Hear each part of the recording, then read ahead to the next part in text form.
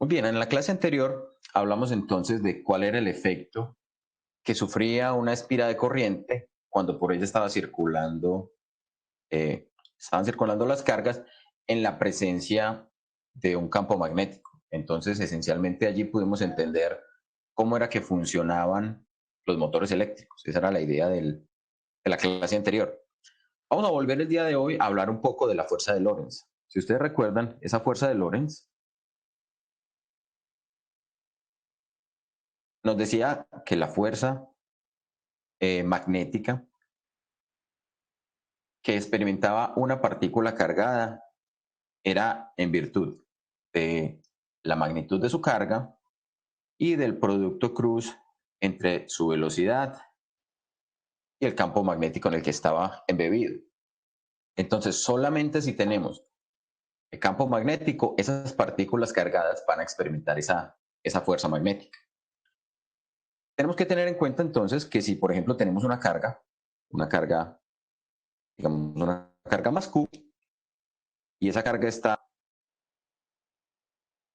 desplazándose con una velocidad en una cierta dirección y está en presencia de un campo magnético, vamos a pintar los campos, suponiendo que el campo magnético, por ejemplo, está saliendo aquí de la pantalla, entonces nosotros podemos hacer el producto cruz entre la velocidad instantánea de la partícula, el campo magnético y determinar entonces, de acuerdo al signo que tenga la carga, en qué dirección se va a generar esa fuerza.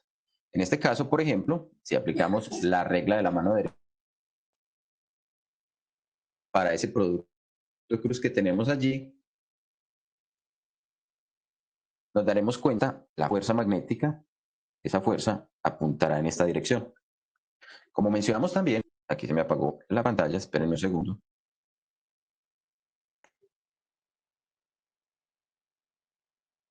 Bueno, habíamos mencionado entonces que esa fuerza magnética tenía la característica, la capacidad de modificar la trayectoria, pero no modificaba la energía cinética.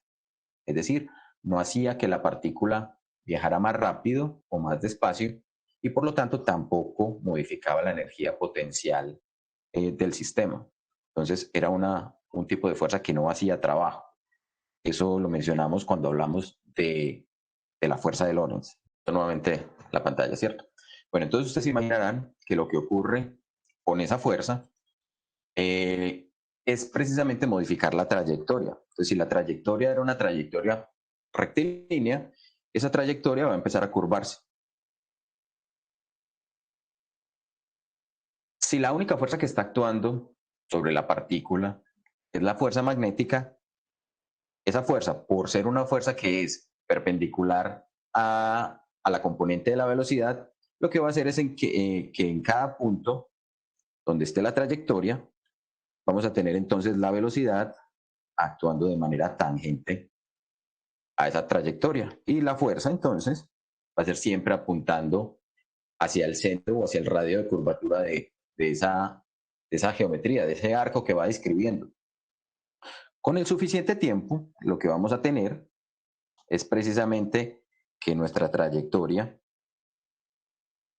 se va a convertir en una trayectoria circular.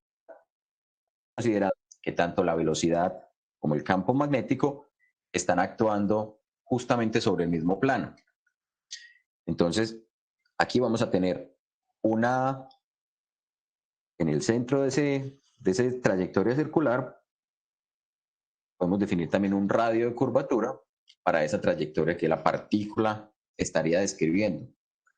¿Cómo podemos encontrar o cómo podemos determinar ese radio de curvatura? Pues lo que podemos hacer entonces es precisamente determinar cómo es la magnitud de la fuerza magnética y equipararla al comportamiento de las fuerzas que tienen los objetos cuando están en una trayectoria circular. ¿Eso cómo lo hacemos? Miremos cómo es la magnitud de la fuerza magnética. La fuerza magnética, si observamos la expresión, está en términos de la carga, la magnitud de la velocidad y la magnitud del campo magnético. Con esos tres términos nosotros conocemos cuánto es la magnitud de la fuerza magnética. Y eso lo podemos equiparar o lo podemos hacer equivalente a la fuerza centrípeta que va a experimentar un objeto que está en una trayectoria circular. Entonces esto será igual a la masa de un objeto por la velocidad al cuadrado sobre el radio. Eso no es otra cosa que la fuerza centrípeta, ¿cierto? Donde acá tenemos la masa del objeto, la masa de la parte cargada, R mayúscula es el radio de curvatura y B la velocidad con la que se está desplazando. Si nosotros acá consideramos también entonces, y al hacer esa equivalencia entre estos dos parámetros, miren que nosotros podemos encontrar el radio de curvatura. Podemos definir el radio como ¿quién? Como la masa por la velocidad. Esto justamente es la magnitud de la velocidad al cuadrado sobre Q por la magnitud de la velocidad y la magnitud del campo. Miren que se nos va a cancelar uno de esos términos de la velocidad. Entonces esto nos queda como masa por magnitud de velocidad sobre Q por magnitud de campo magnético. Este término que tenemos en la parte superior no es otra cosa que lo conocemos como el momento lineal. Momento lineal también recibe el nombre de momentum o también recibe el nombre de cantidad de movimiento.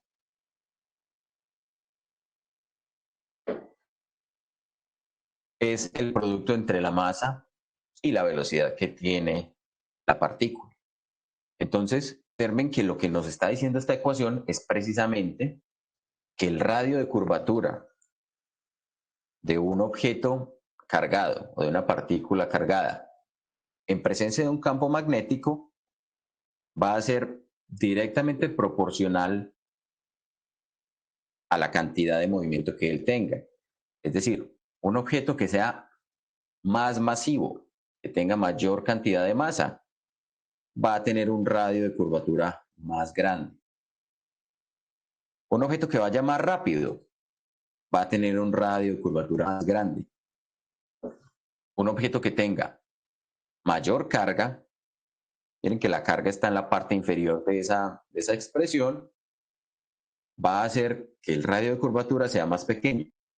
¿Por qué razón? Porque la fuerza magnética va a actuar con mayor intensidad sobre ese objeto. Y por último, si el campo magnético es más intenso, el radio de curvatura también va a ser mucho más pequeño. Entonces esa ecuación que tenemos allí nos está relacionando esas cuatro características de esa partícula cargada que se está moviendo. Y nos está diciendo, esa partícula se va a mover entonces en términos o teniendo en cuenta esa geometría o esa trayectoria y nos va a permitir, entre otras cosas, por ejemplo, aplicarla o aplicar ese conocimiento a una serie de aplicaciones tecnológicas que son de gran importancia. Vamos a mencionar un par de ellas. Una de ellas es precisamente algo que se conoce como la separación de isótopos.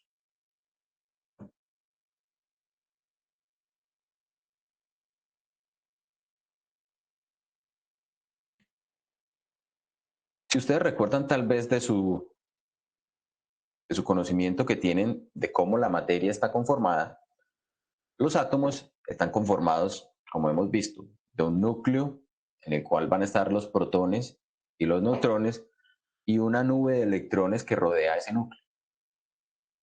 En este curso hemos hablado de cuáles son las características de esas partículas cargadas positivamente, de los protones, y de las partículas cargadas negativamente, de los electrones, porque en términos de las características eléctricas, es esencialmente lo que nos va a regir, lo que nos va a determinar cómo se comportan los objetos.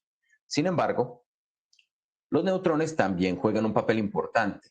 Por ejemplo, ustedes creo que han escuchado hablar de que el uranio es un material radioactivo. ¿cierto? Entonces me pueden escribir allí en el chat y decirme si han escuchado eso.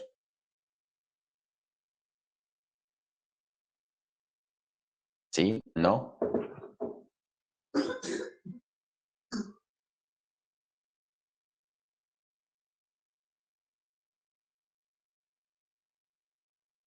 Sí, sí, claro, todo el mundo ha escuchado que el uranio es radioactivo, ¿cierto?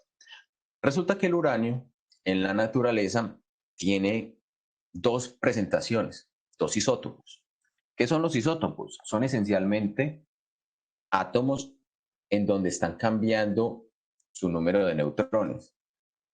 En el caso de que tuviéramos un átomo con más o menos electrones, así, si lo único que estamos cambiando en un átomo es el número de electrones, no estamos cambiando el átomo, el elemento atómico. Lo que estamos haciendo es formar un ion que puede estar cargado positivamente si a ese átomo le hacen falta electrones, puede estar cargado negativamente si a ese átomo tiene más electrones de la cuenta, o puede estar cargado neutro si yo tengo protones iguales al número de electrones. Si le cambio el número de protones, ahí estoy haciendo un cambio de elemento. El elemento deja de ser el elemento que era originalmente. Entonces, esencialmente a los elementos no le podemos cambiar el número de protones sin que él cambie y mute en otro elemento. Se cambian completamente las propiedades de la materia si hacemos eso. Pero los átomos sí pueden cambiar el número de neutrones, porque los neutrones no modifican las características eléctricas de los objetos o de los átomos. Resulta entonces que el uranio, como les decía, viene en dos presentaciones. Una presentación que se llama el uranio 238. En el uranio 238 vamos a tener 92 protones y vamos a tener 146 neutrones. Esos son protones, eso van a ser neutrones. Miren que si sumamos esos 146 y esos 92, obtenemos justamente el número que tenemos acá, el 238. Otro isótopo del uranio es el uranio 235. El uranio 235 también tiene 92 protones, pero tiene apenas 143 neutrones. ¿Qué es lo que nos diferencia uno del otro? Pues resulta que el 99,3% del uranio que se encuentra naturalmente está en uranio 238 y únicamente el 0,7% es uranio 235. Pero el uranio 235 pues tiene una característica y es que precisamente este señor es el que es radioactivo. ¿Sí? Este señor es el que muestra esas características de radioactividad. Entonces, por ejemplo, si usted quiere emplear o sacar digamos, las aplicaciones nucleares que puede tener el uranio, se necesita separar uno del otro. ¿Cuál es el problema? El problema es que esencialmente, como los dos elementos o los dos isótopos tienen el mismo número de protones, electrónicamente se van a comportar exactamente igual. Químicamente se van a comportar exactamente igual. Entonces, ¿cuál es la manera de separarlos? Pues resulta que una de las formas que encontraron para separarlos es que debido a la diferencia de neutrones, las masas de estos dos elementos son precisamente distintos. Y entonces lo que se hace es lo siguiente, o la manera de separarlas, una de las formas es entonces tomar una fuente de uranio, ese uranio va a estar mezclado entre el uranio 238 y el uranio 235, se le aplica calor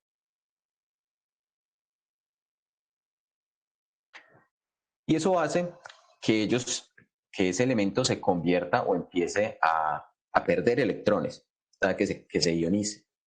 Entonces esto genera iones de uranio.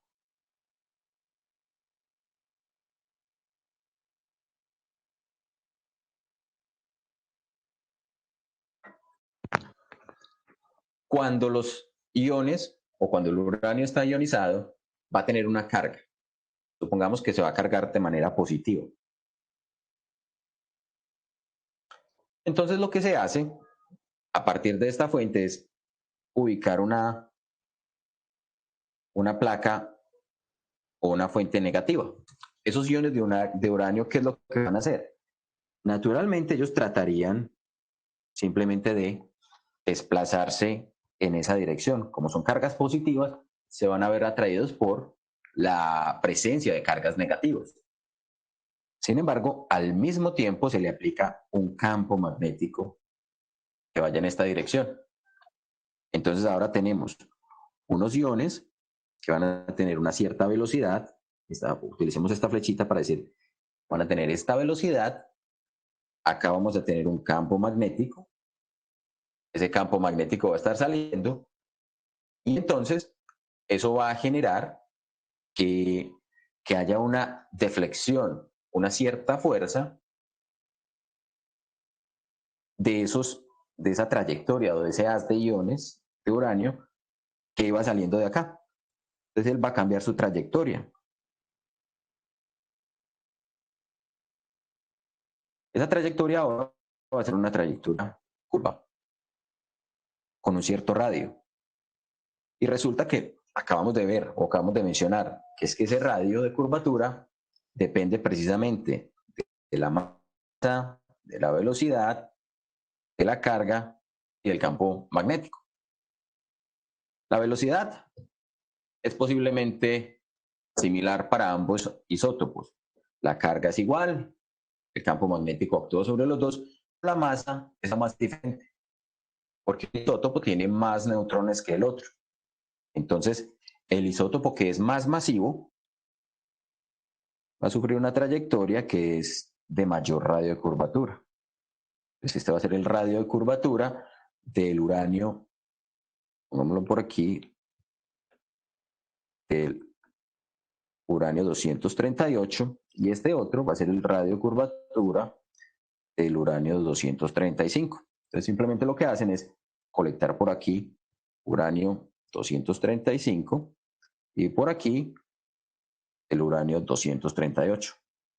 Y así logran separar esos dos isótopos, el que es radioactivo del que no lo es. Listo. Allí también podemos nosotros, a partir del conocimiento de cómo es cuál es el radio de curvatura, podemos expresar esa expresión que teníamos en términos de quién, en términos del voltaje o de la diferencia de potencial aplicada. Entonces, permítanme, les presento ahora cuál es la manera entonces de expresar esa radiocurvatura ahora en términos de la diferencia de potencial. Entonces, si conocemos esa expresión de la energía cinética, mire que es un medio de la masa por la velocidad al cuadrado, y decimos esto está en términos de quién. Eso no es otra cosa que el producto entre la carga y el potencial eléctrico. Entonces yo puedo despejar de aquí la velocidad, es decir, la velocidad es la raíz de 2 veces U por la diferencia de potencial sobre la masa, y venir con esa expresión y reemplazar en mi expresión del radio, esta que teníamos por aquí, reemplazar esa velocidad. ¿Sí? Ese término mb, sabemos que el radio era m por la velocidad, pongámoslo así, q sobre la magnitud del campo, y allí reemplazar entonces esa velocidad que acabamos de encontrar. Esa velocidad entonces va a ser m sobre q por la magnitud de b por la raíz de 2q potencial sobre la masa. Listo. Y entonces esto no es otra cosa que 2 veces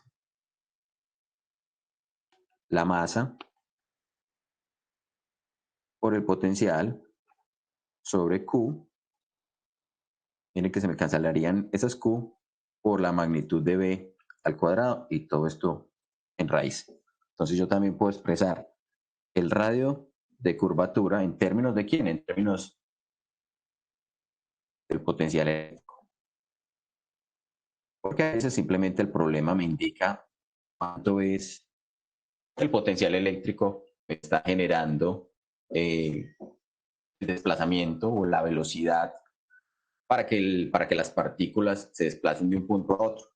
Entonces yo, por ejemplo, aquí, si yo no conozco la velocidad, yo pude haber conocido la diferencia de potencial entre este punto y este punto, que es esencialmente lo que me está generando la aceleración de esas partículas cargadas. Entonces, bien sea que yo conozca la velocidad o que yo conozca la diferencia de potencial, en cualquiera de los dos casos puedo determinar cuánto será ese radio de curvatura. ¿Está claro? ¿O hay alguna inquietud, alguna duda, pregunta que ustedes quieran que conversemos y que aclaremos, ¿cierto?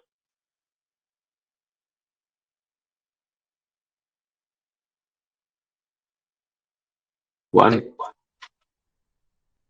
pero al salir el uranio, pues de donde está calentando, no estaría acelerándose. Estaría acelerándose, pero como entra, digamos, entra en la presencia del campo magnético, pues entonces cambia su trayectoria. Lo que pasa es que simplemente emplean la diferencia de potencial con el fin de imprimirle una velocidad, y cuando se establece una cierta velocidad o una cierta flujo de electrones, entonces lo que se hace es simplemente switchear entre el campo magnético y el campo eléctrico. Entonces si yo apago el campo eléctrico, la partícula sigue con la velocidad que tenía y describe la trayectoria únicamente en términos del campo, la influencia que tenga el campo magnético sobre ella. ¿Sí? Ah, o sea que esa velocidad, pues, de la partícula es simplemente la velocidad que le imprime el Sí, voltaje en un cierto la tiempo. velocidad que le imprime la diferencia de potencial a la que estamos sometiendo ese elemento. Es esencialmente lo que se hace. ¿Listo? Bien. Bien que habíamos dicho que precisamente ocurría o teníamos una condición por aquí. La condición que pusimos aquí era que justamente ese radio de curvatura ocurría en el mismo plano en que ocurrían la velocidad y la fuerza magnética. Porque aquí, para que se dé esa trayectoria completamente circular, necesitábamos garantizar que la velocidad y el campo magnético fueran completamente perpendiculares. Miren que acá dibujamos precisamente la, la velocidad, su componente, completamente sobre el plano de la hoja, y el campo magnético completamente saliendo del plano de la hoja, completamente perpendicular. Entonces, por esa razón, la trayectoria es un círculo. Les quiero presentar por aquí una animación para que miremos cómo se comporta unas de electrones. Pues acá, que se cargue la animación. Listo. ¿Están viendo allí esa animación, sí o no? Bien. Eso que tenemos allí, Sí. eso que tenemos allí es un montaje en el cual tenemos un par de bobinas.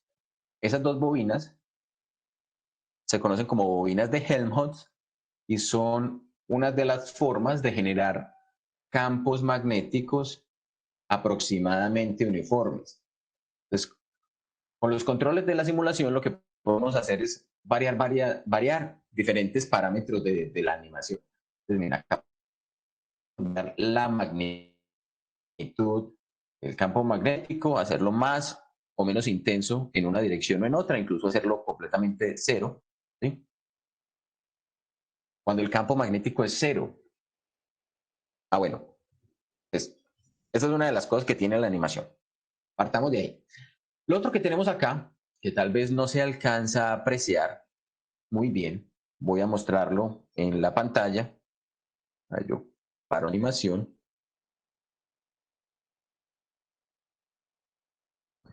para graficar qué es lo que tenemos allí. Eso que tenemos allí no es otra cosa que un elemento que se conoce como un emisor termoiónico. Un emisor termoiónico no es otra cosa que un material que cuando es calentado emite electrones.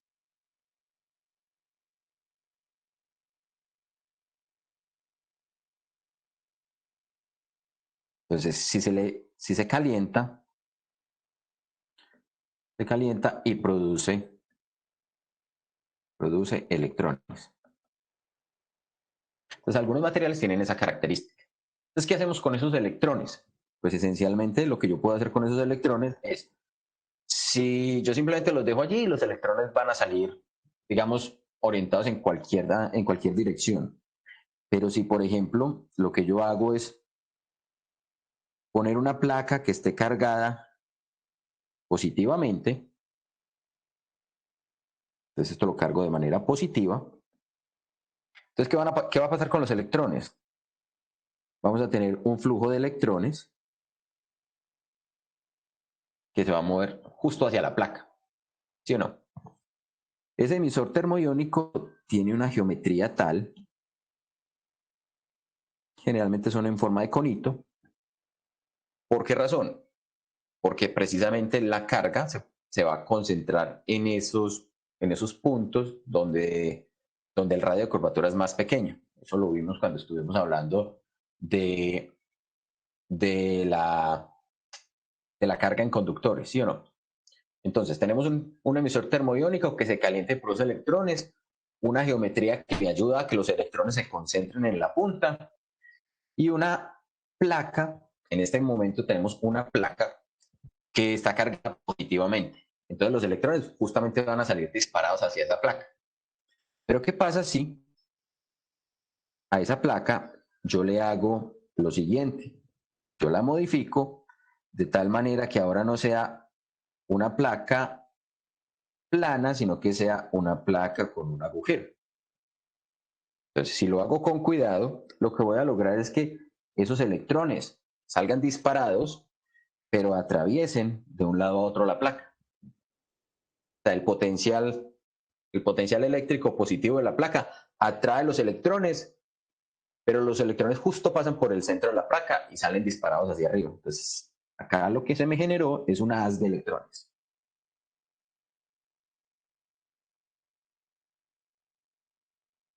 ¿Qué fue lo que hizo entonces esa plaquita? Simplemente me sirvió para generar ese haz de electrones que sale allí disparado. ¿Está claro ese funcionamiento?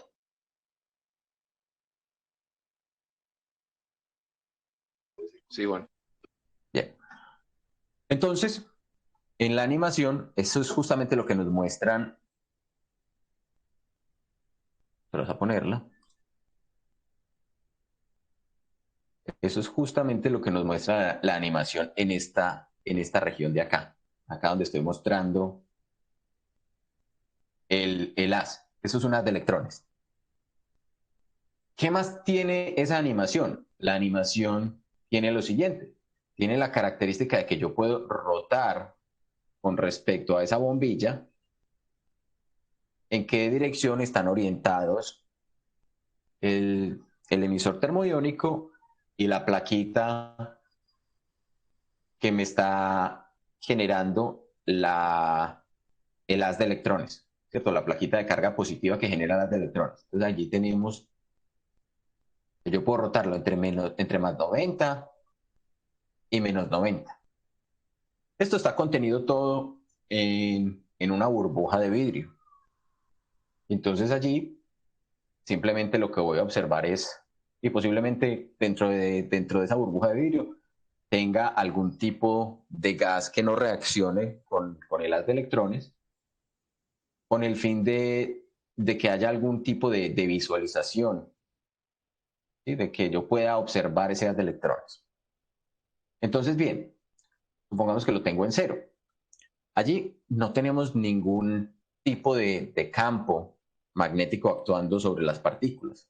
Entonces las partículas simplemente se van a ver aceleradas por la presencia de la diferencia de potencial.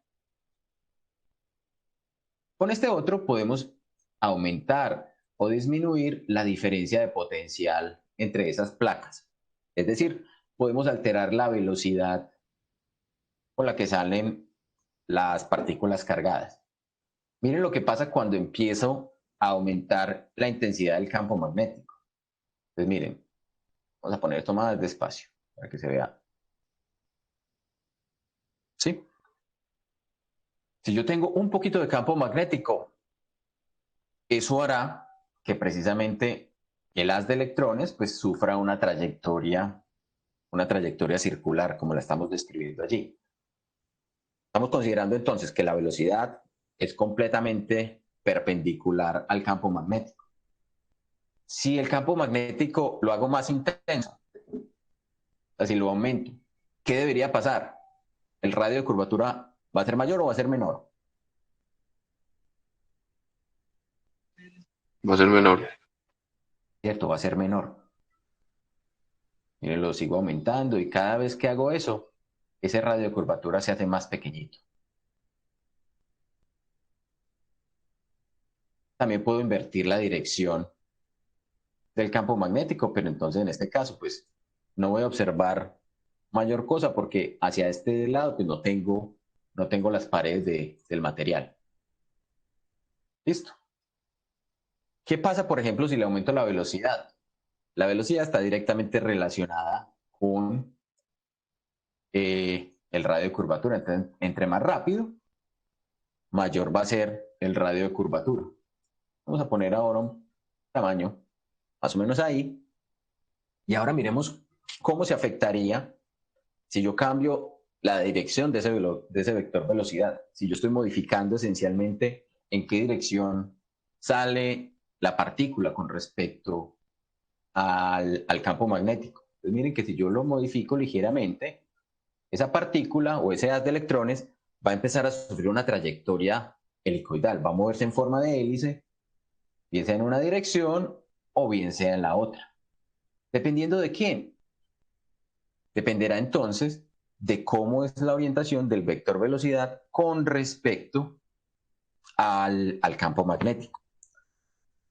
Les voy a compartir el enlace para que ustedes tengan la oportunidad luego de jugar un poquito con esto, afianzar un poquito el conocimiento que tienen y vamos a hacer la descripción de qué es lo que está pasando. Entonces, lo primero que tenemos que tener en cuenta es, si tenemos esa trayectoria completamente circular, yo puedo determinar cuánto es el tiempo que está tardando el haz de electrones en hacer una trayectoria circular. Ese tiempo, como es un movimiento circular uniforme, yo puedo llamarlo o puedo simplemente denotarlo como el periodo. Este es el periodo de rotación. Y ese periodo de rotación, miren que no es otra cosa que la relación entre la distancia que estoy recorriendo y la velocidad a la cual estoy recorriendo esa distancia. La distancia que estoy recorriendo, miren que sería la circunferencia, las 2pi por el radio. Y la velocidad, pues es la velocidad a la cual me estoy moviendo, es esta magnitud de v. Si yo me traigo esa expresión en términos de la velocidad, no esta que tenemos en términos del voltaje, sino esta, m por b sobre qv, entonces yo puedo decir esto es 2pi por m, b sobre bq y b.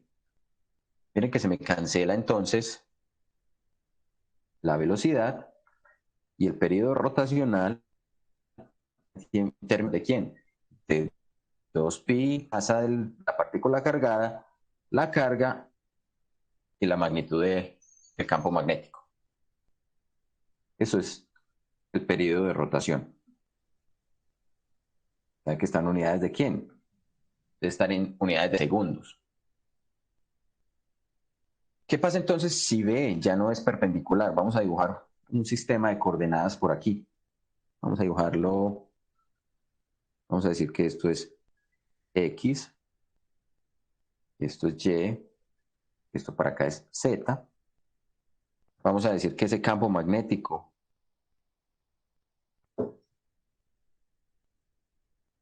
esto es el campo magnético, vamos a decir simplemente es una magnitud B en dirección el vector unitario K. Y vamos a considerar que ahora mi partícula cargada pues parte por aquí desde el origen.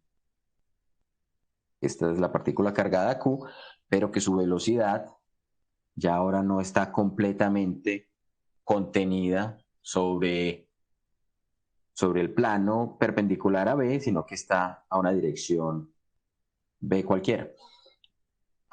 Entonces, ¿qué es lo que tengo que considerar allí? Si esa velocidad, aquí estamos considerando que esa velocidad está contenida sobre el plano XZ. Entonces, yo puedo descomponer esta velocidad considerando, por ejemplo, el ángulo que se me está formando aquí, digamos el ángulo θ, en términos de una componente que sea paralela a B, esto es B paralela, y una componente que sea perpendicular a B, esto es B perpendicular. La trayectoria que se me va a describir entonces, miren que nuevamente yo tengo que aplicar el producto de la fuerza de Lorentz, ¿cierto? La fuerza magnética es Q por B cruz B. Y ese producto cruz, miren que a pesar de que estamos formando un ángulo, va a apuntar en qué dirección en este caso. Digamos que si la partícula Q es positiva, ese B cruz B va a apuntar, o esa fuerza magnética va a apuntar en esta dirección. Pongámoslo de otro color. Pongámoslo rosado. Esta es la dirección que va a tener la fuerza magnética. Entonces la trayectoria que va a empezar a describir la partícula, ella va a salir en esta dirección, pero va a formar una hélice como la que vimos allí. Una hélice que se va a desarrollar a lo largo del eje Z. Y eso es importante porque, bueno, si yo lo estuviera mirando justamente desde la dirección, o sea, si yo pongo el ojo por aquí y miro en esta dirección, entonces miren que mis ejes quedarían orientados así. X hacia arriba, Y hacia la izquierda, Z saliendo del plano. La partícula la arranqué por aquí en el origen. La fuerza magnética me está apuntando en esta dirección. Pero como es la componente de la velocidad, tiene componentes perpendicular y paralelas, si yo mirara desde acá, pues la trayectoria la vería como por aquí. Ese sería como el círculo. O sea, yo vería esa hélice como si fuera un círculo. Pero cuando la estoy viendo tridimensionalmente, ella me genera una hélice en el espacio. ¿Qué características vamos a tener? Pues esencialmente esas dos componentes, la perpendicular y la paralela, yo las puedo encontrar a partir de conocer el ángulo que inicialmente tenía. ¿Cuáles son esas componentes? Pues básicamente la componente perpendicular. B perpendicular no es otra cosa que B por el seno del ángulo θ que se me está formando, y B paralela es B por el coseno del ángulo θ. La trayectoria o ese radio de curvatura, este radio que se me va a formar aquí, de esa hélice que voy a tener, no va a ser otra cosa que, otra vez, la masa por la componente perpendicular, porque ¿cuál de las dos es la que me está generando justamente la interacción con el campo magnético para generar la curva? Es esta componente de acá, la componente perpendicular, porque la componente paralela, al ser paralela Aquí el campo magnético no me genera fuerza magnética, la que me genera la fuerza magnética es esta componente perpendicular. Entonces, el radio de curvatura será entonces la masa por la velocidad perpendicular sobre Q por la magnitud de B. Esa nos dice entonces cuánto es ese radio de curvatura de esa hélice, ¿sí? Que sería como el radio de curvatura medido como desde por aquí hasta la hélice. Y si yo mido de un punto a otro de la hélice, o sea, si me paro aquí, yo puedo determinar esta distancia, se llama el paso. Ese paso de la hélice, miren que no es otra cosa que la componente de la velocidad paralela multiplicada por ¿quién? Por el periodo que determinamos por acá. 2pi por m sobre qv. Entonces, también puedo conocer las características geométricas de esa hélice que se me está desarrollando. ¿Alguna inquietud con respecto a eso?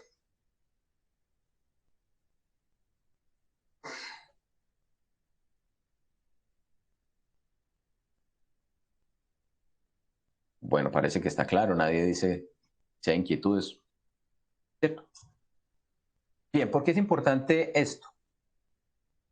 Resulta que esta característica del campo magnético interactuar con las partículas cargadas es una de las razones por las cuales es posible la vida en la Tierra. ¿Cómo es que es posible la vida en la Tierra? Si ustedes recuerdan, en la primera clase que hablamos de magnetismo, dijimos, la Tierra se comporta como si fuera un imán gigante.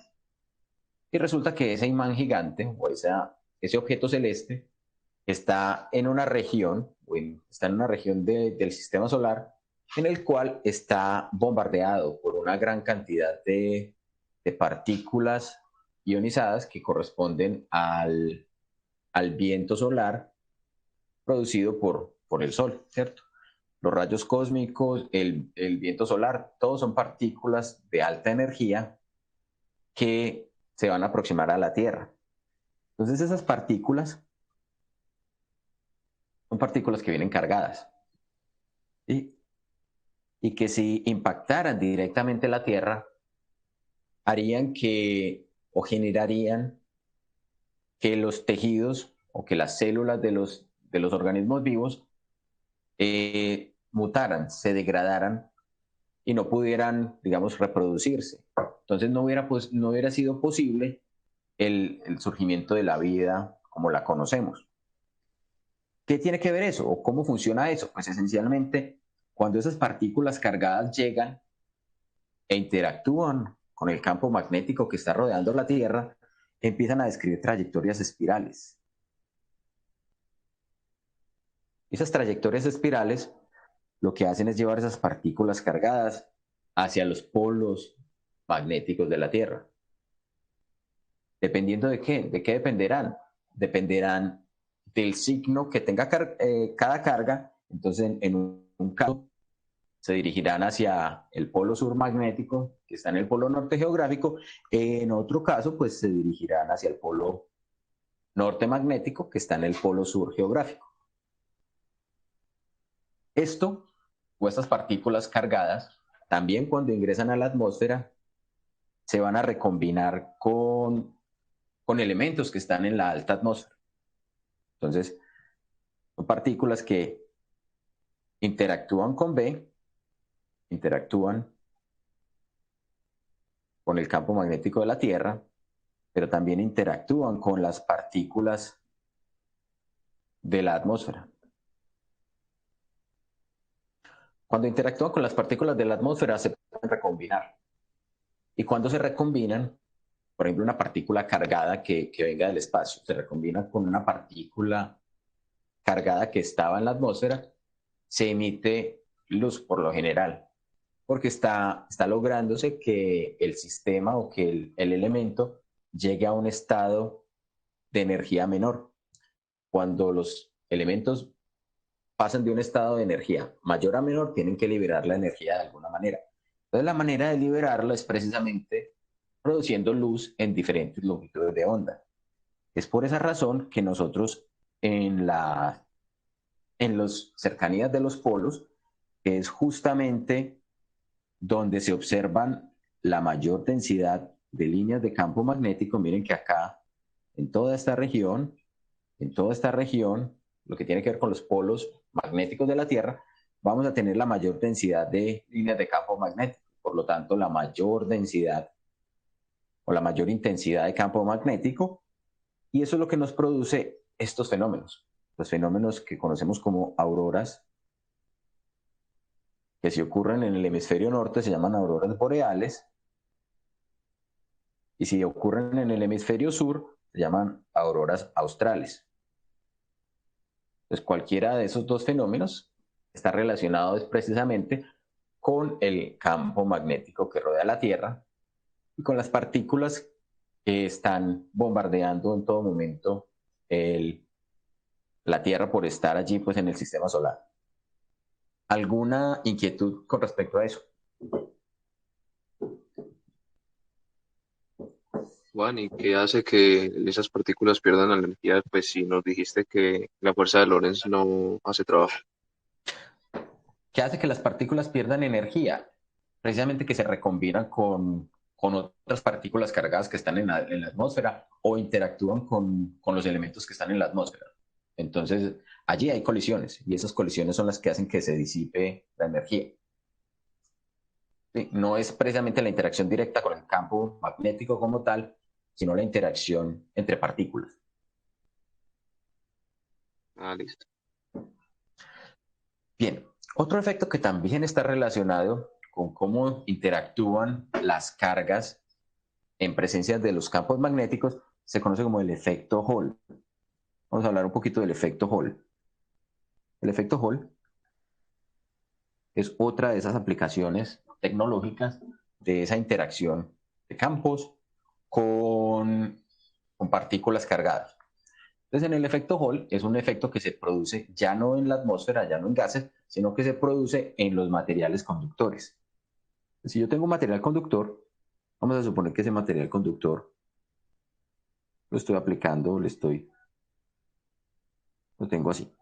Esto es un conductor del cual conozco su geometría. Voy a decir que su geometría, digamos, está en términos de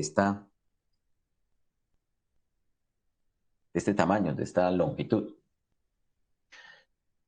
Entonces, si de alguna manera yo genero una corriente eléctrica, esa corriente eléctrica, supongamos que va en esta dirección, es corriente convencional.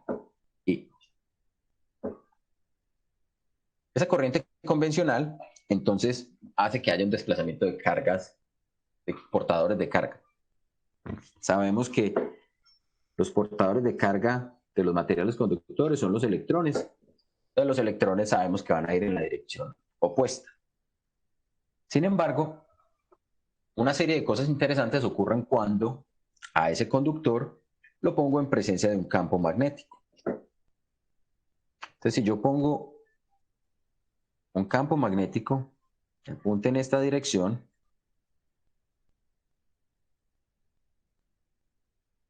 esto es B.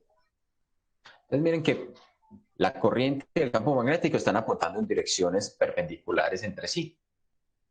¿Qué ocurre con esas partículas cargadas que se están moviendo cuando interactúan en presencia de ese campo magnético? Entonces miren que lo podemos hacer de dos maneras. ¿Cómo lo podemos hacer? Podemos hacer el producto cruz de I cruz B y nos va a aparecer una fuerza magnética, ¿sí o no? ¿En qué dirección apuntaría esa fuerza magnética si lo hacemos como I cruz B? Apuntaría justamente hacia abajo, ¿sí o no?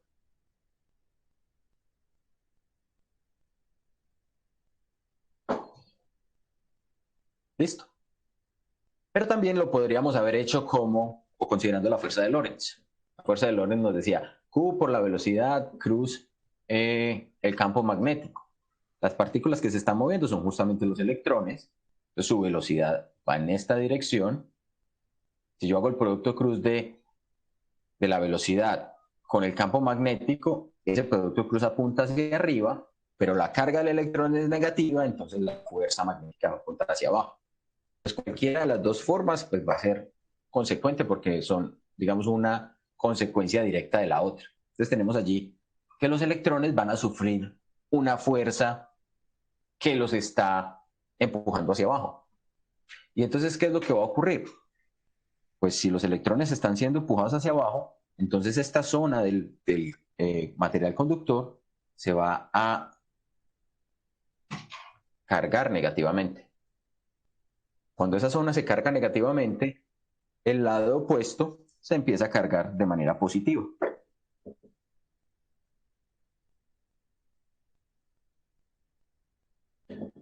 Y eso se nos empieza a parecer a algo que tal vez hemos visto en algún lado, ¿cierto? Cargas negativas en un extremo, cargas positivas en el otro. ¿Eso qué nos genera? Nos genera precisamente un campo eléctrico, ¿cierto?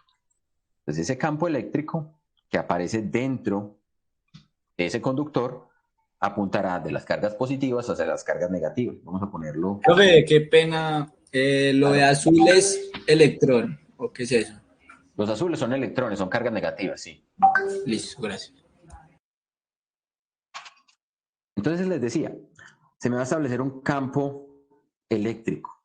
Vamos a ponerle otro color, que ese color, no sé, no me gusta para el campo eléctrico. Pongámoslo verde, qué sé yo. Listo. Esto es un campo eléctrico.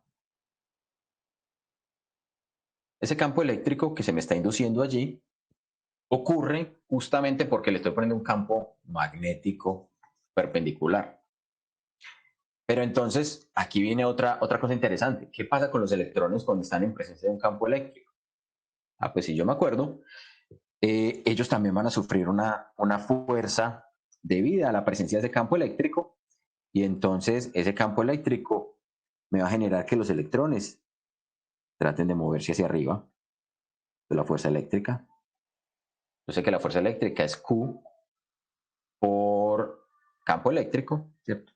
Y teníamos allí en cuenta que la fuerza eléctrica era la carga por el campo eléctrico, pero esa carga es negativa, entonces la componente o la resultante de la fuerza eléctrica va a apuntar en la dirección opuesta al campo. El campo va para abajo, la fuerza eléctrica va para arriba.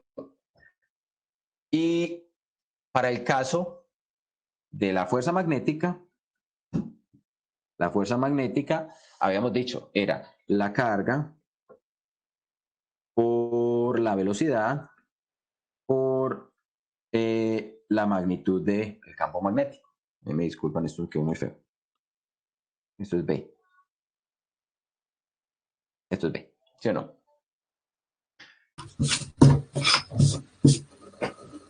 Hola, Fernanda. Okay. No, profe, porque se activó sin querer, sí. Ah, listo, no. Bien. Entonces miren que bajo ciertas condiciones, hola, bajo ciertas condiciones podríamos tener el caso, estoy con el niño aquí nuevamente, podríamos tener el caso en que la fuerza eléctrica equipare a la fuerza magnética.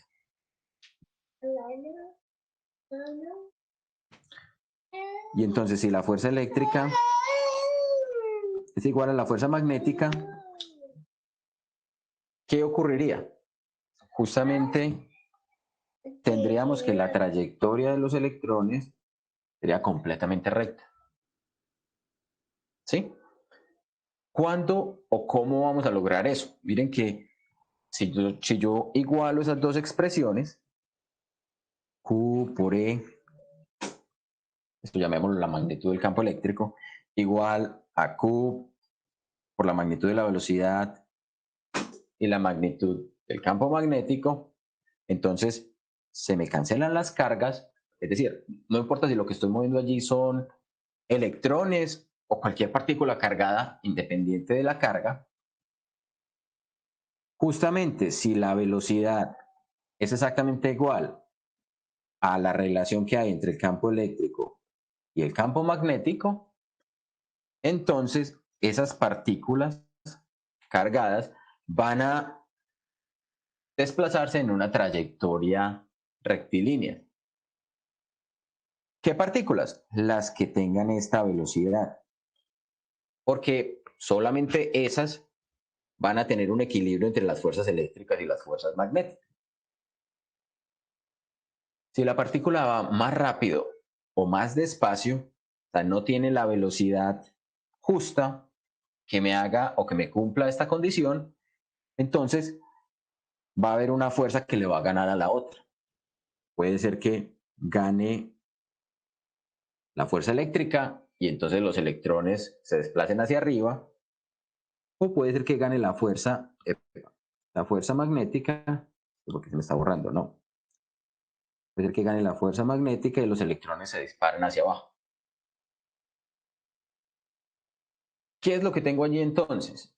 Esencialmente, tengo un sistema con el cual yo puedo seleccionar solamente las partículas cargadas que tienen una cierta velocidad. Entonces, si yo a esto le pongo una pantalla por aquí, donde esa pantalla va a tener una abertura,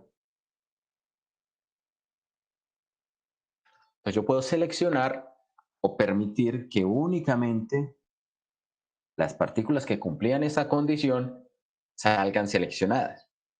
Entonces, este tipo de elementos se conoce como selector de velocidad por campo cruzado.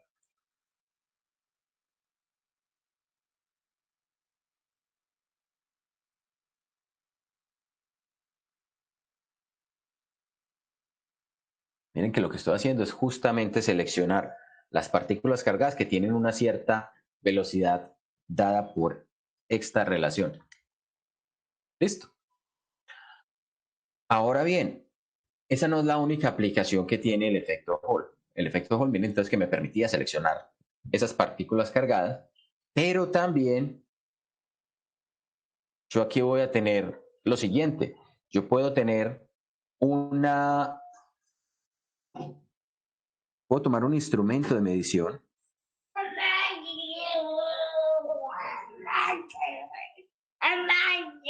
Un monkey. Puedo encontrar entonces y medir la diferencia de potencial que tengo entre la parte superior del conductor y la parte inferior del conductor. Si recordamos, el campo eléctrico, en términos de la diferencia de potencial y de la distancia, yo lo podía expresar como B, potencial eléctrico, sobre la distancia a la cual estaba actuando. Entonces, si yo mido ese campo, perdón, si yo mido esa diferencia de potencial y conozco la distancia, puedo encontrar la magnitud justamente del campo eléctrico. ¿Sí? Pero no solo eso, porque también ese voltaje que voy a tener allí, a esa diferencia de potencial que estoy midiendo, que vamos a llamar para distinguirla, la diferencia de potencial de Hall, no es otra cosa que ¿quién? Recordemos cómo habíamos definido la corriente. Entonces este es el voltaje de Hall. Entonces esa corriente, perdón, ese voltaje de Hall es E por la longitud del objeto. Y el campo eléctrico lo puedo expresar en términos de la corriente que estoy generando. Y puedo encontrar entonces una expresión en la cual nosotros decíamos, es que si recordamos que nosotros la corriente, cuando hablamos de corriente eléctrica, la definimos como un cierto número de portadores de carga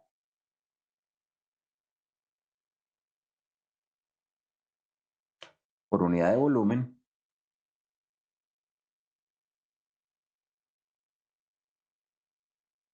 esa era N, esa era una propiedad del material, por la carga electrónica, esto es la carga electrónica,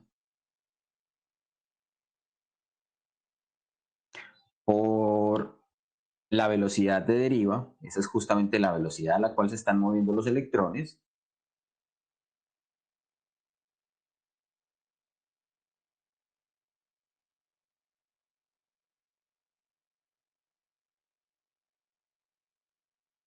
y por el área. Pero el área es justamente esta área que tenemos acá, el área por la cual se está moviendo esa corriente.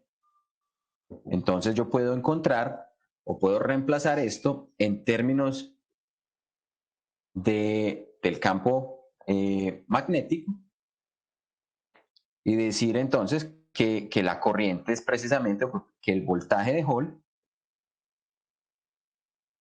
no es otra cosa que la corriente por el campo magnético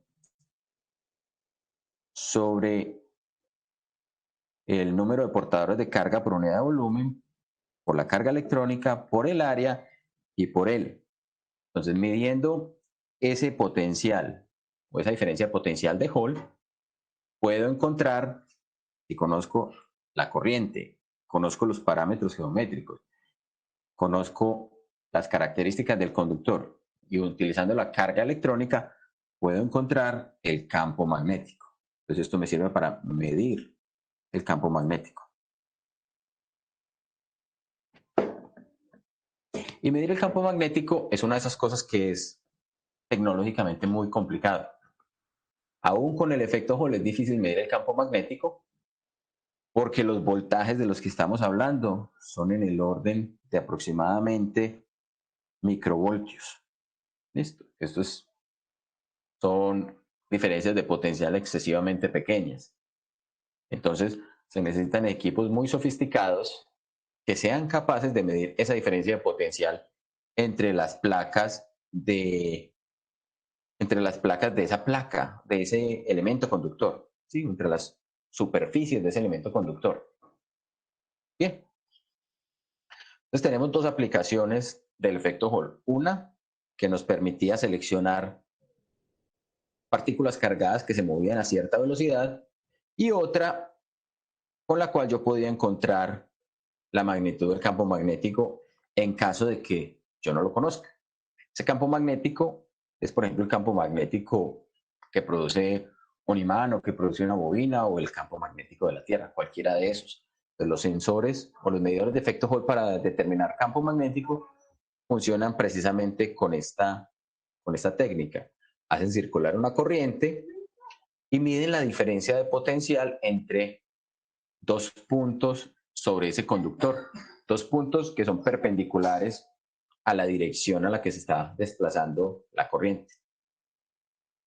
¿Está claro?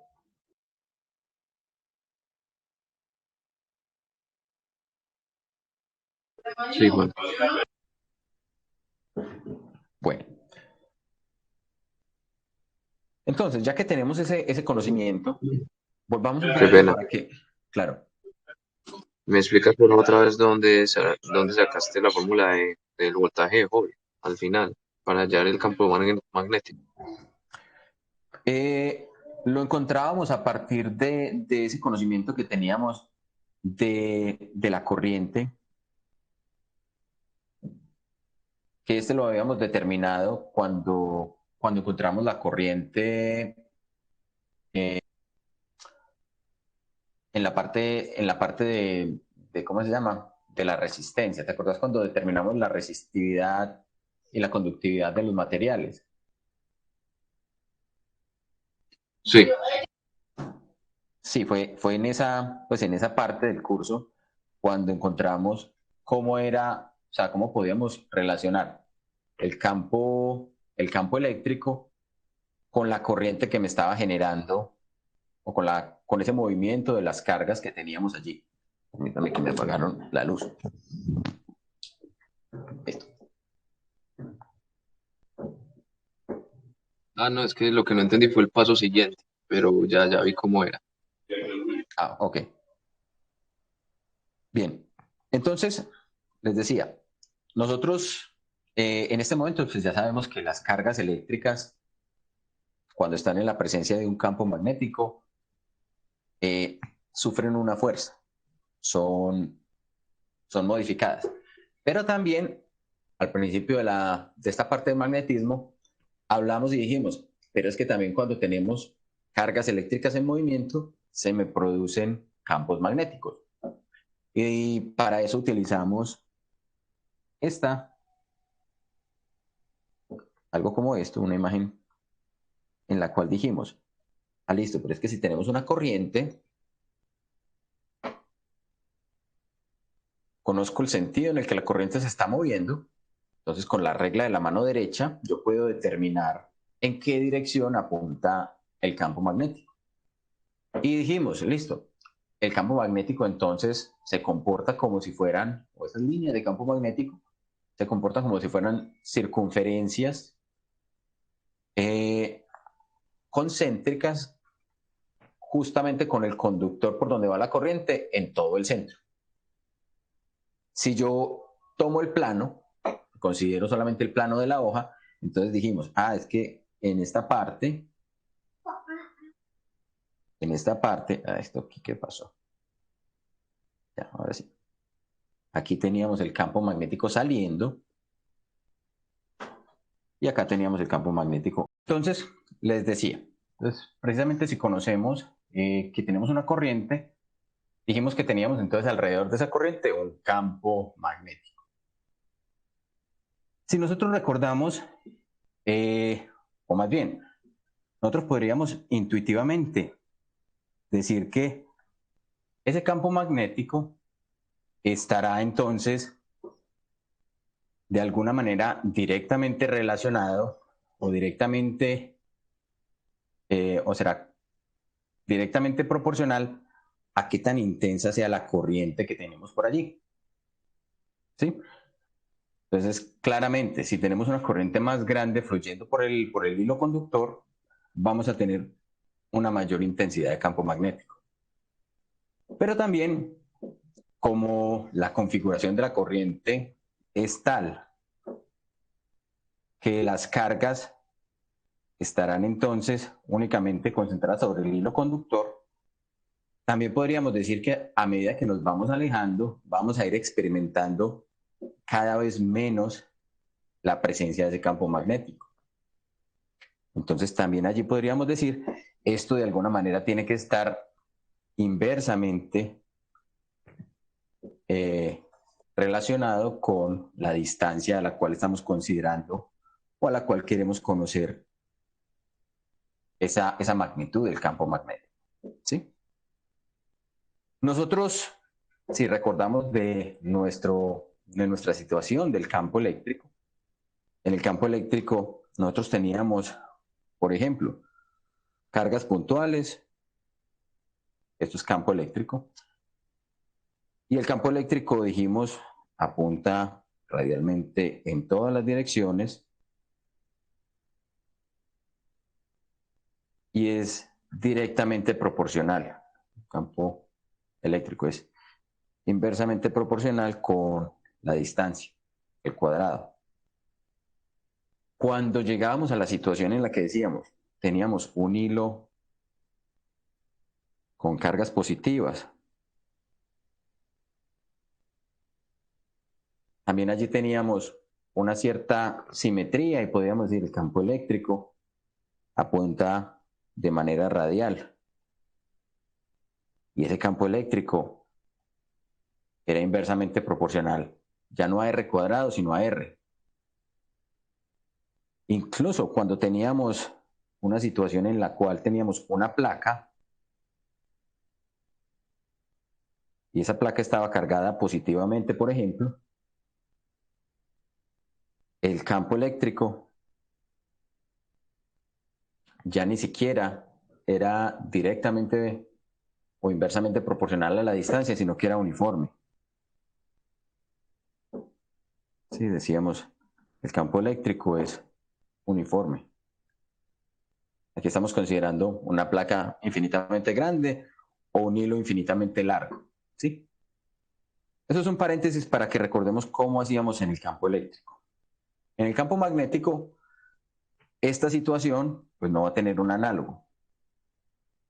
No tenemos un análogo para las cargas para las cargas eléctricas en el caso magnético. Entonces no hay análogo magnético.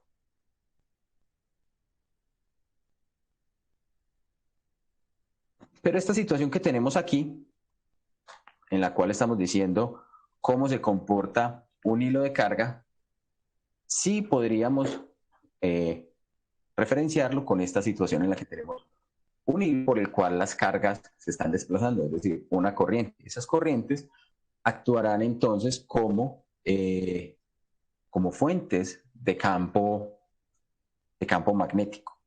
Y entonces, ¿cómo podemos determinar cuál es la contribución o cómo esa línea de corriente me produce campo magnético en un cierto punto?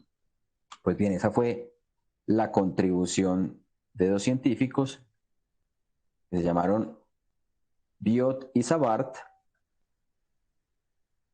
Biot y Savart lo que dijeron fue, si conocemos un hilo de corriente, digamos este es el hilo por el que va la corriente,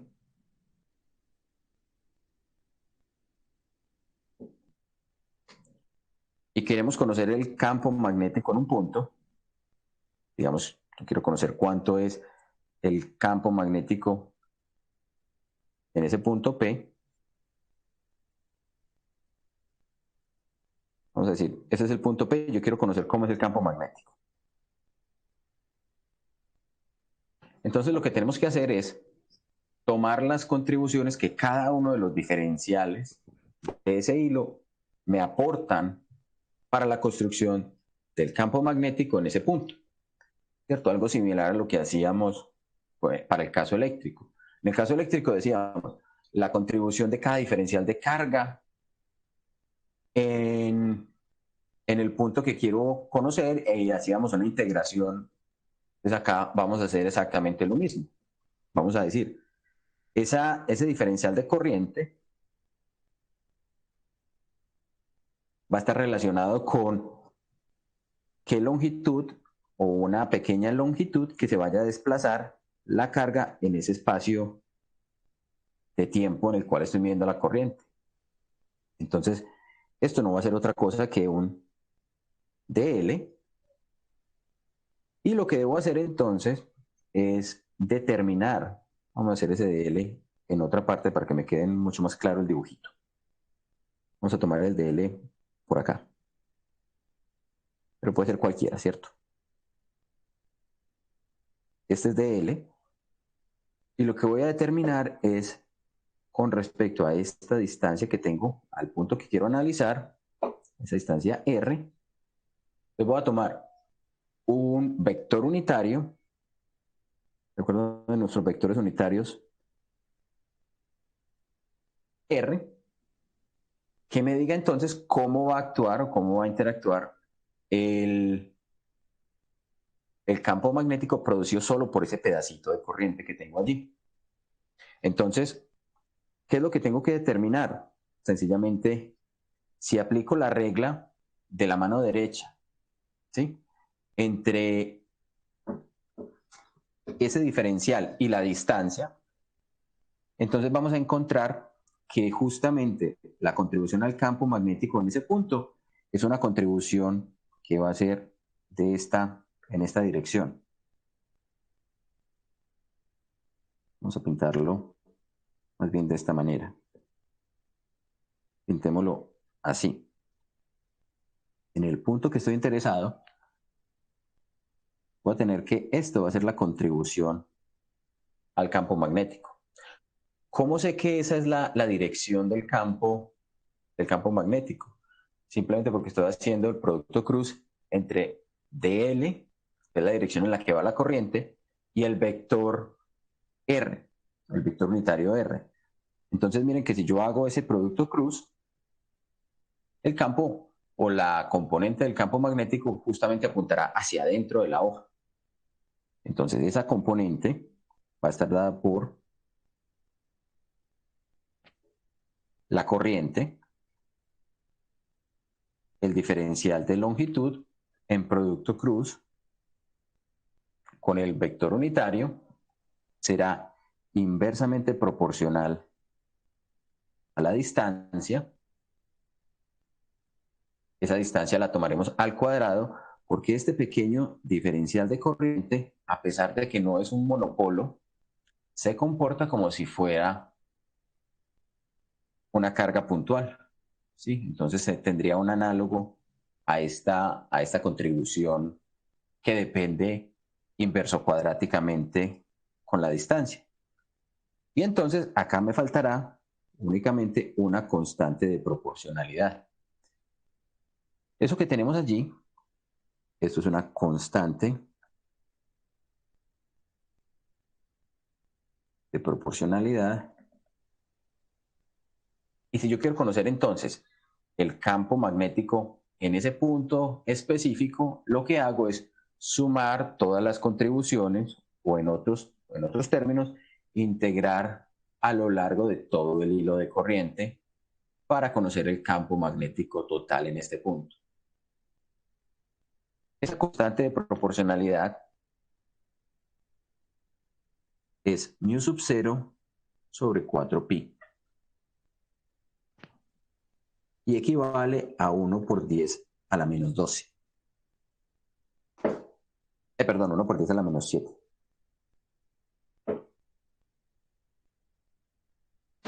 Listo. Donde mu sub 0, habíamos mencionado, es la permeabilidad del vacío. Y esa permeabilidad del vacío corresponde exactamente a 4pi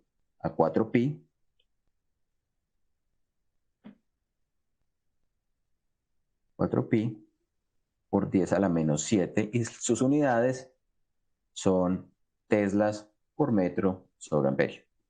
Esa es la constante de permeabilidad del vacío, 4pi por 10 a la menos 7.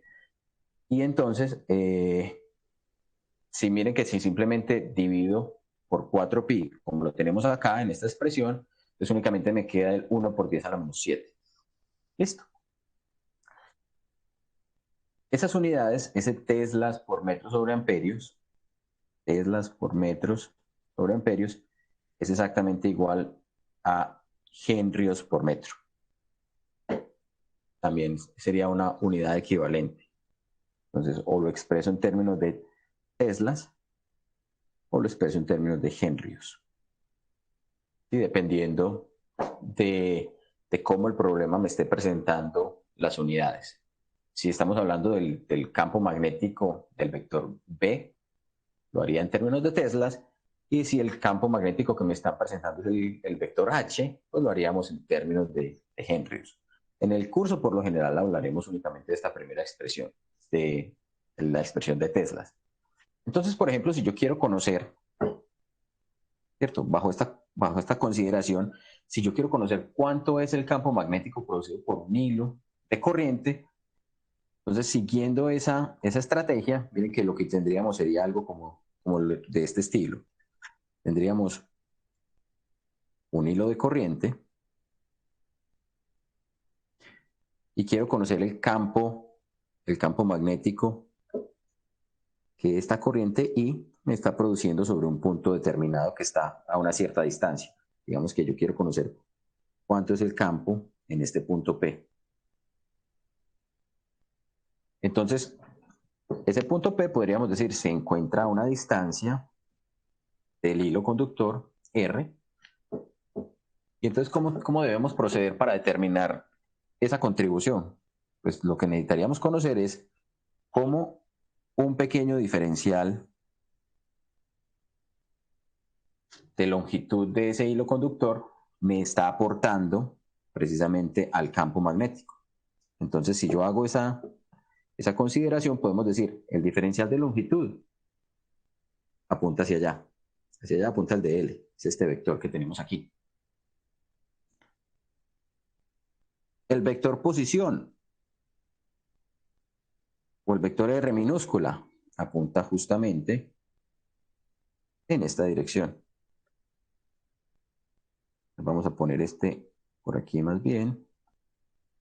El de L pongámoslo por aquí. Y en esta dirección ponemos R cruz. R sombrerito, para la dirección del vector unitario. Esta distancia que tenemos acá es una distancia r. Pero observen que cuando estemos haciendo la integral,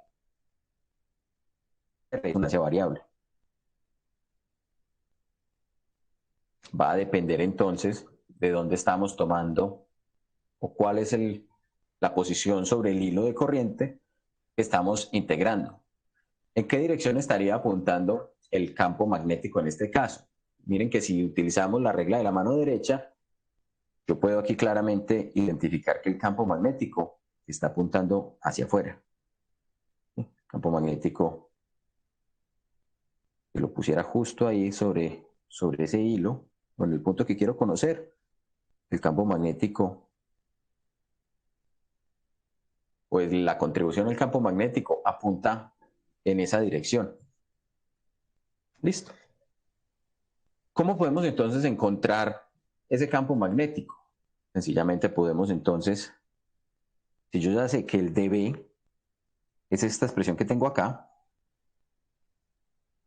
al integrar todos los diferenciales de campo magnético o todas las contribuciones del campo magnético, vamos a encontrar que el campo magnético total no es otra cosa que ¿quién?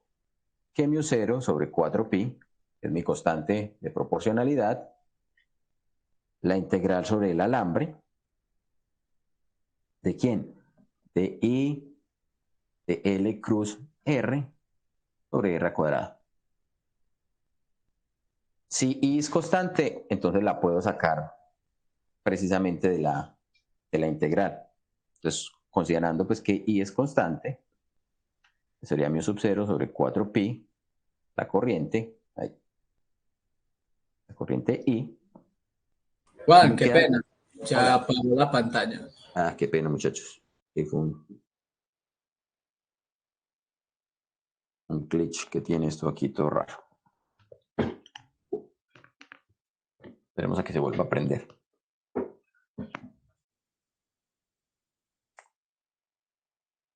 Hoy es el día de los inconvenientes técnicos por todos lados. Desde haber hecho el quiz.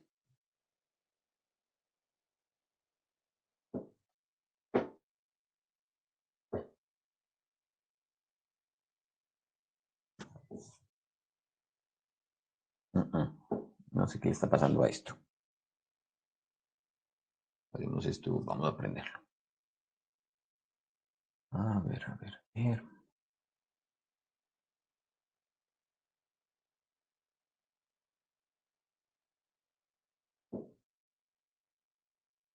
Y miremos si ahora sí lo vuelve a proyectar.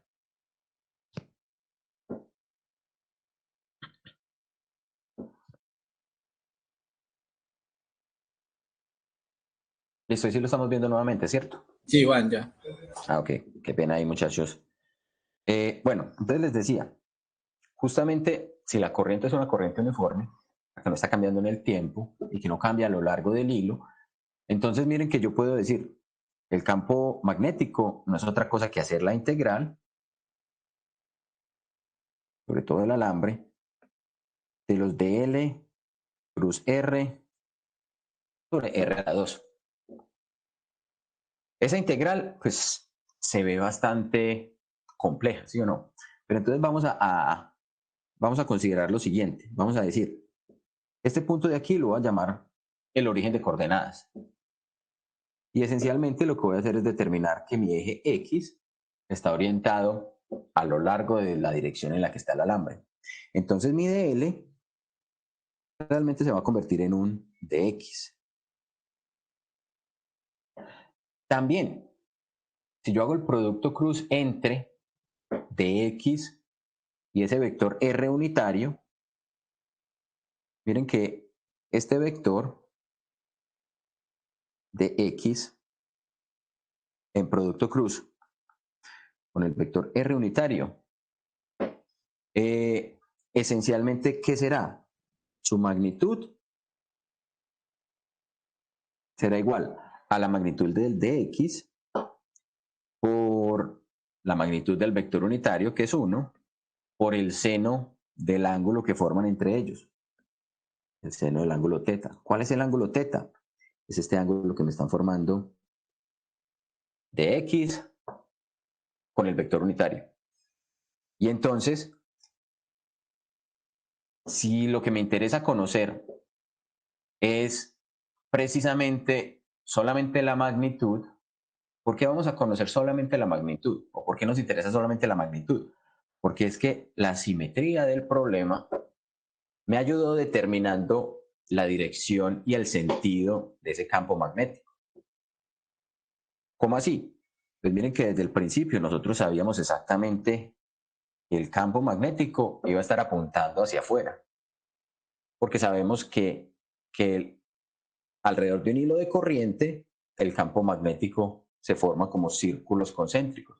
Entonces, lo único que estamos haciendo aquí de distinto es determinar cuánto es precisamente la magnitud. Ya conocíamos que eran círculos concéntricos, entonces eso me simplificará el problema grandemente porque ahora esta expresión de L cruz R la puedo reemplazar únicamente en términos de la magnitud y decir, es que a mí lo que me interesa conocer realmente es la magnitud del campo magnético.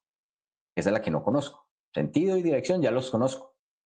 Entonces esa magnitud es ¿quién? Es mu sub 0 sobre 4pi por la corriente y esa integral, miren que la estoy reemplazando entonces por ¿quién? Por precisamente el seno de teta de x sobre r al cuadrado.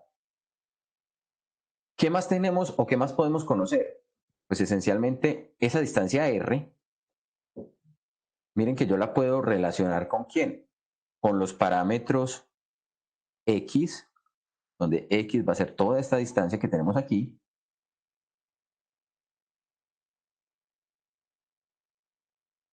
entonces para una cierta longitud, lo que yo estoy haciendo es integrar a lo largo de x.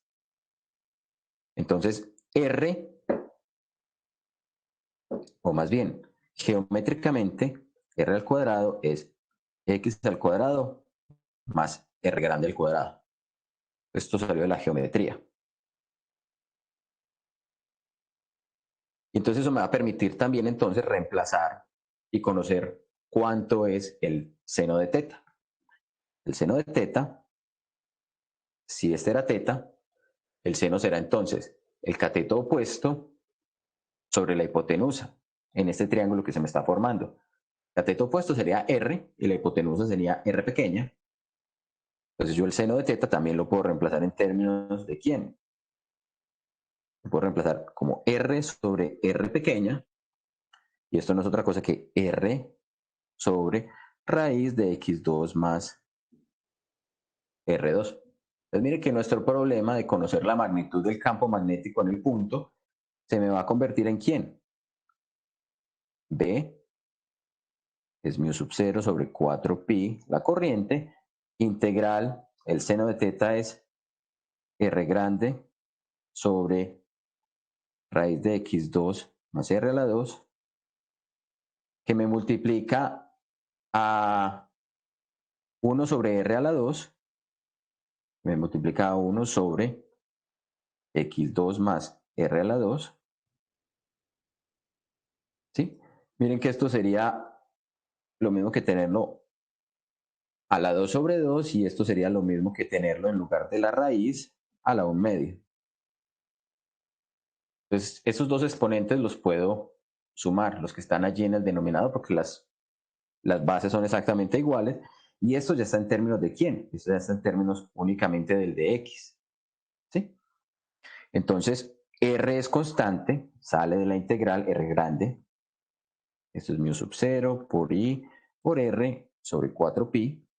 La integral de dx sobre x a la 2 más r a la 2 a la 3 medios.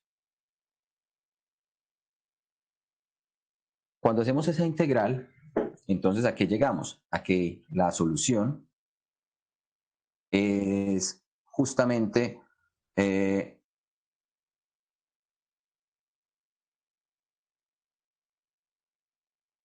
por aquí la voy a pastelear de las tablas de integral, entonces mu 0 por i por r sobre 2pi por r a la 2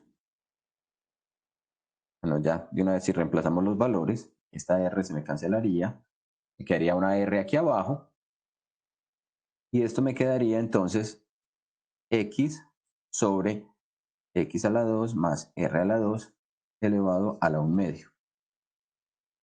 Y esto evaluado entre 0 e infinito. Entonces aquí lo que hice fue lo siguiente, fue considerar esa integral que venía desde menos infinito e iba hasta infinito, era 2 veces la integral entre 0 e infinito, ¿cierto? Esto es la integral entre menos infinito hasta infinito, que sería lo mismo que tener 2 veces la integral entre 0 e infinito, que hicimos allí. Listo.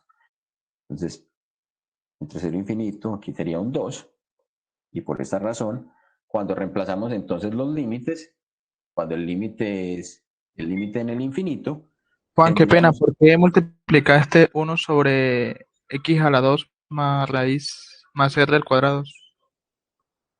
¿cómo? En la integral, ¿por qué multiplicaste?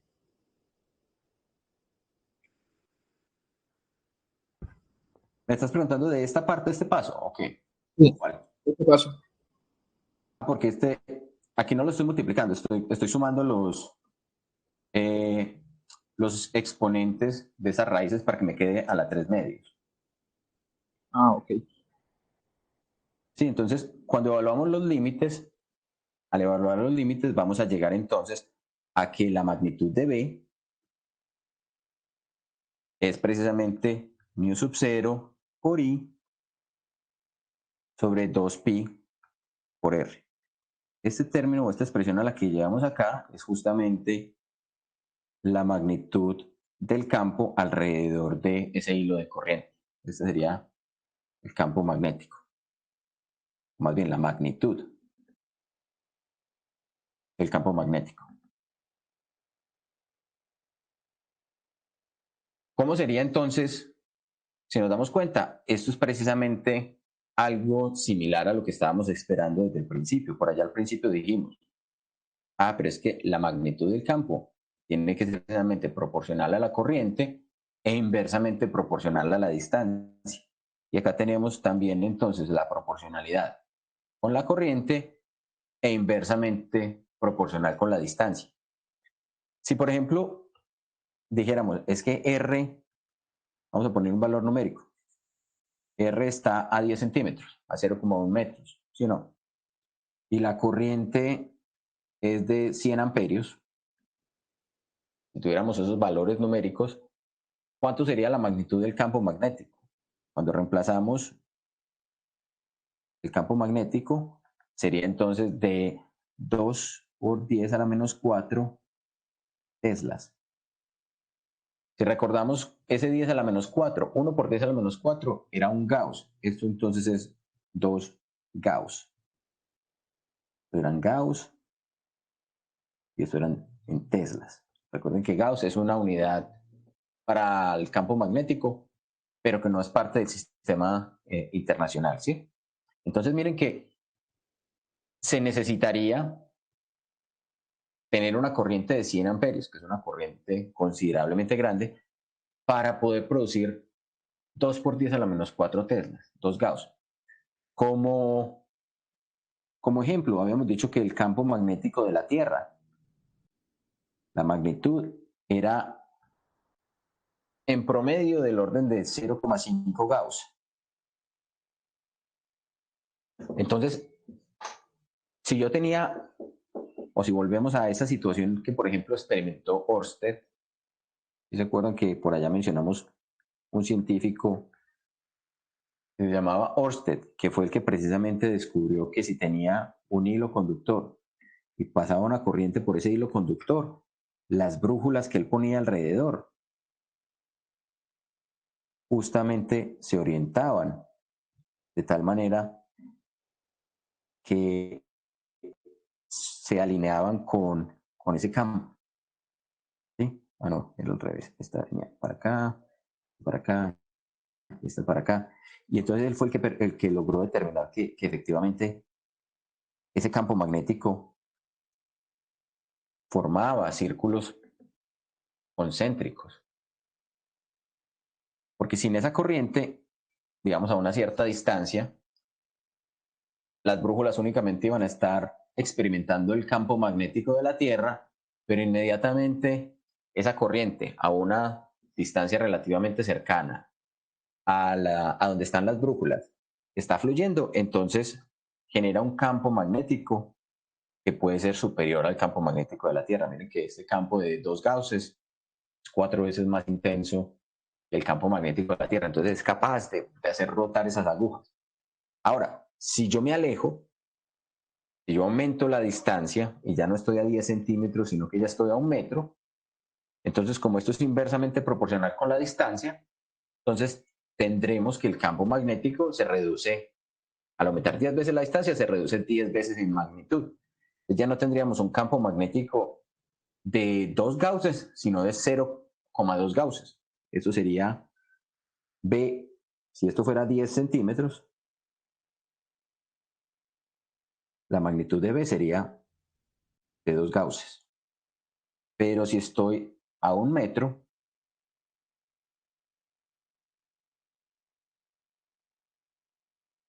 ese campo magnético que me está produciendo esa corriente era de 100 amperios, va a ser únicamente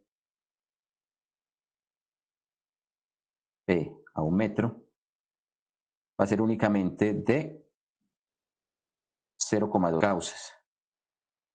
Entonces el campo magnético de la Tierra va a ser más intenso. Entonces posiblemente si yo pongo allí las brujulitas, y por ejemplo para allá apunta el norte geográfico, entonces las agujitas pues van a permanecer posiblemente apuntando todavía hacia el norte geográfico. ¿Sí? No se van a desviar. ¿Está claro?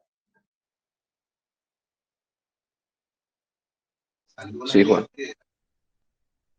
Bien. Juan, Hola. para mí me surgió una dudita y es de dónde salieron los límites de integración del ejercicio.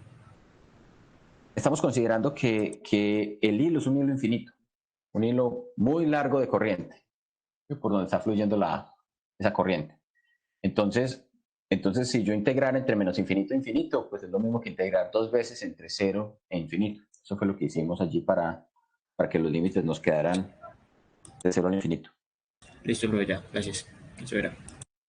Listo. Entonces, miren que con esa configuración del hilo completamente recto, pues vamos a tener esa situación. Vamos a tener el caso de que precisamente el campo magnético pues, va a variar linealmente con la distancia.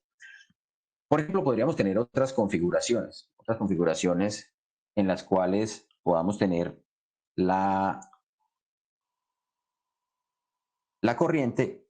Una de ellas, por ejemplo, es si yo ubico, me quedo muy chueco, vamos a hacer algo como de este estilo, donde esto sea precisamente una espira por la que voy a hacer circular la corriente. Entonces, por acá viene la corriente, viene por acá, da la vuelta y vuelve y sale por aquí. Entonces sabemos que alrededor de esa corriente pues también se van a generar campos magnéticos. ¿En qué dirección se van a generar? Se van a generar precisamente rodeando ese hilo por donde estoy transportando la corriente. ¿Sí? En esta dirección, justamente en el centro. Podríamos decir que que el campo magnético, la contribución de cada uno de estos diferenciales va a aportar a ese campo magnético allí en el centro. Entonces, si esa espira es un círculo, está a una distancia. Cada uno de estos diferenciales de corriente, o de esos dLs que estoy tomando, lo puedo tomar entonces de esta manera. Los dLs van en esta dirección y los vectores unitarios R perpendiculares a ellos van en esta dirección. Entonces miren que yo también puedo conocer de cada pedacito alrededor de esa circunferencia, puedo conocer cuánto es la contribución. Esa contribución va a estar dada entonces ¿por quién?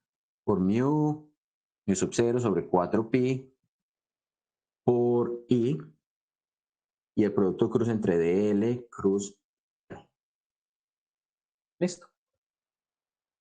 Podemos entonces darnos cuenta que cuando yo recorro esa espira alrededor de ese plano, siempre el DL, yo tomo un DL por aquí, por ejemplo, el DL, y tomo esta distancia, el R unitario va en esta dirección. Entonces DL y R unitario siempre son perpendiculares. DL siempre es perpendicular al R unitario para toda la configuración. Y además, la distancia entre cada uno de esos diferenciales de corriente va a ser siempre la misma hasta este punto. Y todos están ubicados a un radio R. Entonces eso me va a simplificar el problema bastante, porque entonces cuando yo quiero conocer la magnitud del campo magnético, lo que yo hago es integrar justamente en toda la espira esas contribuciones al campo magnético, los dBs. ¿Cuánto será eso? Será entonces integrar, podemos sacar mu sub 0, podemos sacar el 4pi, podemos sacar la corriente, la distancia R minúscula al cuadrado que teníamos en la expresión del diferencial que teníamos por aquí. ¿Dónde está el diferencial?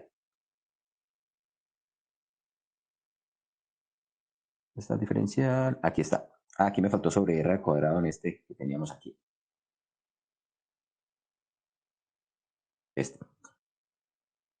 Esta distancia R al cuadrado no es otra cosa que R grande al cuadrado. ¿Sí? Entonces acá esto lo podemos expresar como R grande al cuadrado. Y me quedaría la integral de ¿quién? Únicamente la integral de dl, que no sería sino la magnitud, por la magnitud del vector unitario y por el seno del ángulo que forman entre ellos. El seno siempre va a valer 1, porque los vectores son perpendiculares. R también vale 1. Entonces solamente me quedan los dLs. Pero esos dLs yo los puedo relacionar con diferenciales de ángulo. A convertir esto a decir que esto va a dar un ángulo de teta y mi dl se va a convertir en un r de teta. Entonces, este b no es otra cosa que mu sub 0 por i sobre 4pi r al cuadrado por la integral de r de teta integrado entre 0 y 2pi. Y esa r también sale de la integral, ¿cierto? Entonces la solución, esa r también la puedo sacar aquí directamente de la integral. Entonces esto se me convierte en mu sub 0 por i por r por 2pi sobre 4pi r al cuadrado. Y cuando hago las cancelaciones, cancelaría una r, cancelo el pi y cancelo un 2 de acá, me queda un 2. Es únicamente la magnitud del campo magnético será mu sub 0 por i sobre 2r. ¿Apuntando en qué dirección? En esta dirección vertical. Listo. Entonces, ese va a ser el campo magnético producido por una espira en el centro.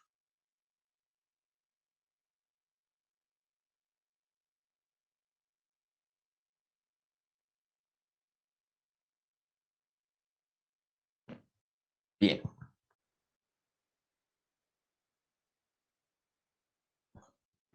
¿Alguna inquietud hasta allí?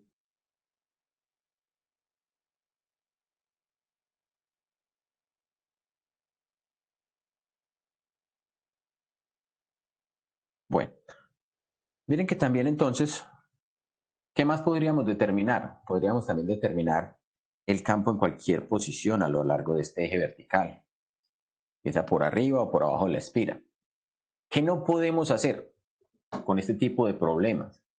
No podemos hacer algo como tratar de determinar el campo a un punto random. un punto aleatorio. ¿Cuánto es el campo ahí? Va a ser una cosa completamente complicada, porque generalmente lo que estamos haciendo es precisamente aprovecharnos de que si nuestro problema tiene una simetría o una geometría sencilla, esas integrales van a ser fáciles o van a ser fácilmente solucionables de forma analítica. Si tuviéramos una geometría muy compleja, esas integrales realmente no se pueden resolver analíticamente y tocaría utilizar un método numérico. Entonces, en la próxima clase iniciaremos entonces con el análisis y determinaremos cuánto es el campo, por ejemplo, en un punto a una cierta distancia z. Y a esto lo llamamos la altura z. Listo. Si no hay más preguntas, entonces vamos a parar la grabación